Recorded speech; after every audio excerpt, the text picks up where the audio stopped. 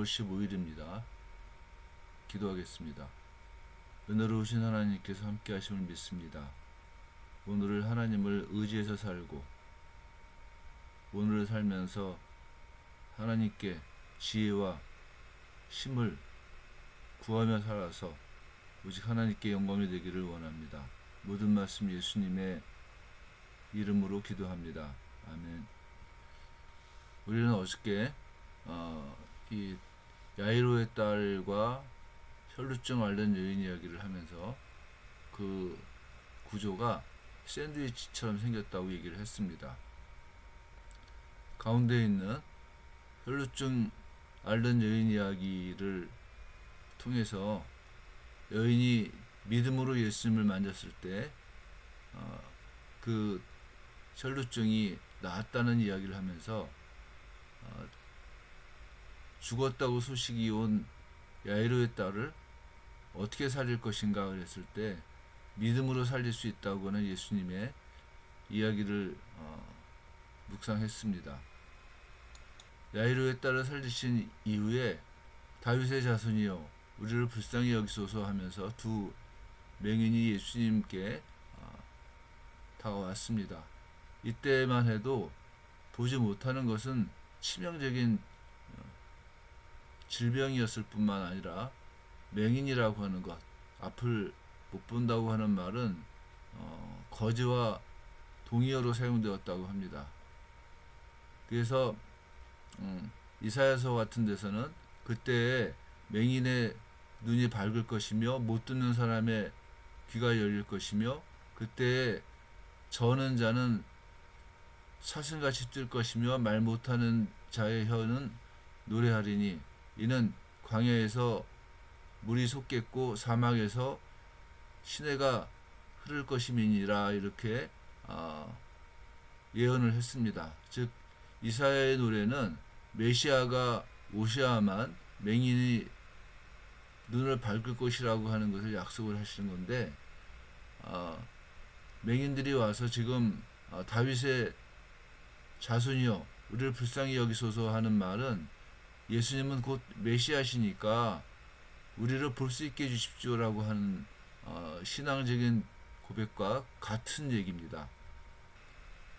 때문에 예수님께서는 맹인을 치료하시는 것은 구약에서 얘기한 메시아가 바로 예수님이심을 또한 나타내는 일이기도 합니다.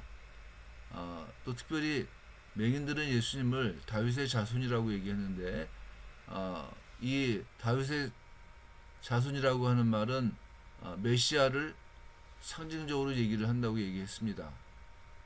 바꿔 말하면은 맹인들은 예수님을 메시아라고 생각을 하고 있다는 겁니다. 예수님은 내가 능히 이 일을 할 줄을 믿느냐 하면서 맹인들에게 물으셨습니다.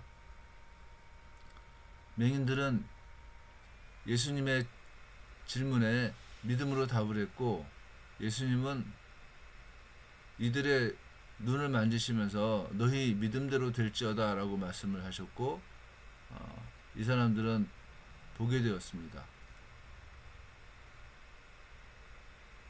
그러니까 이 앞에서 야이로의 딸 이야기와 혈루증 앓는 여인 이야기 이 두 가지 이야기에서 공통적으로 얘기했던 게 믿음인데 맹인들 이야기를 통해서 예수님은 메시아다라고 하는 것을 믿느냐 하면서 질문을 했고 맹인들은 믿는다고 답을 함으로 말미암아서 치유를 받을 수가 있었다고 하는 겁니다.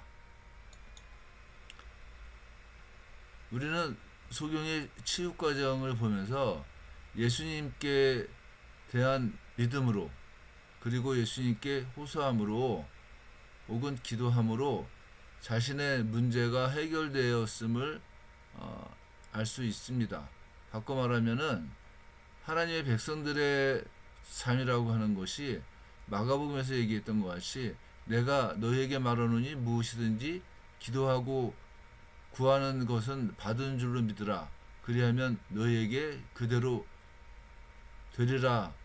이렇게 말씀하신 예수님의 말씀대로 그리스도인의 삶이라고 하는 것은 예수님을 의지하는 삶이다 하는 거예요. 또 내 문제가 있을 때 그 문제가 무엇이든지 간에 예수님을 믿음으로 기도하면 해결될 수 있음을 이 소경들의 치유 과정에서 이야기를 하고 있는 겁니다. 또 특별히 마태는 산상수훈을 말을 하고 난 다음에 길게 예수님께서 기적을 행하시는 모습을 이야기를 합니다. 그것은 기적 자체가 중요한 게 아니라 하나님께서 우리를 부르시는 부름의 한 징표가 기적일 수 있다고 하는 것을 설명하기 위한 것이고, 또한 기적이라고 하는 게 말씀과 동반되는 표적이라고 하는 것을 이야기하기 위함으로 보이는 겁니다. 소경을 치유하신 예수님께 사람들은 귀신 들려 말 못하는 사람을 데리고 왔습니다. 그때의 상황을 마태는 이렇게 말합니다. 귀신이 쫓겨가고 말 못하는 사람이 말하거늘 무리가 놀랍게 여겨 이르되 이스라엘 가운데 이런 일을 본 적이 없다 하되, 바리새인들은 이르되 그가 귀신의 왕을 의지하여 귀신을 쫓아낸다. 이 나고 질병이 치유되는 것은 하나님의 나라가 임하셨음을 입증하는 하나의 모습입니다. 마태는 이 치유의 사건을 이야기함으로 예수님께서 하나님 나라의 실체임을 분명히 보여주고 있는 겁니다. 이렇게 하나님 나라가 임하셨는데 귀신을 쫓아내신 예수님께 대해서 반응이 두 가지로 나옵니다. 무리들은 이스라엘 가운데 이런 일을 본 적이 없다 이렇게 얘기를 했고, 바리새인들은 그가 귀신의 왕을 의지하여 귀신을 쫓아낸다 이렇게 얘기를 했습니다. 마태복음 12장에서도 예수님께서 귀신 들려 눈 멀고 말 못하는 사람을 치유를 해주시자 바리새인들은 귀신의 왕 바알세불을 힘입지 않고는 귀신을 쫓아내지 못하느니라 이렇게 말했습니다. 바리새인들은 예수님께서 하신 일, 즉 하나님의 통치가 지금 일어나고 있는데 그 하나님의 통치로 말미암아 귀신이 쫓겨나고 말 못하는 사람이 말하고 눈먼 자가 보게 된 그 사건을 귀신의 왕 바알세불이 그 일을 했다고 바알세불에게 영광을 돌리는 일을 한 겁니다. 엄청난 불경이죠. 오늘 본문에서도 마태복음 9장에서도 바리새인들은 귀신의 왕을 의지하여 귀신을 쫓아낸다고 말을 합니다.